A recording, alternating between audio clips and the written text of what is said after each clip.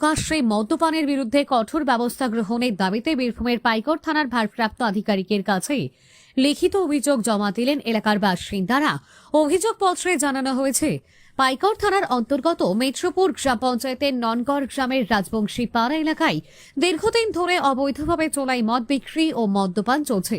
এর জেরে এলাকায় প্রতিদিন মদ্যপ অবস্থায় অশান্তি, গালিগালাজ ও অসামাজিক কার্যকলাপ বেড়ে চলেছে বলে অভিযোগ। স্থানীয়দের দাবি, মদ্যপদের কারণে সাধারণ মানুষের চলাচল ব্যাহত হচ্ছে এবং নারী, শিশু ও প্রবীণদের নিরাপত্তা বিঘ্নিত হচ্ছে। স্থানীয়দের দাবি, বিষয়টি নিয়ে একাধিকবার মৌখিক ও লিখিত অভিযোগ জানানো হলেও এখনো পর্যন্ত স্থায়ী সমাধান হয়নি। অভিযোগ, পাইকড় থানার পুলিশও সেভাবে ব্যবস্থা গ্রহণ করেননি।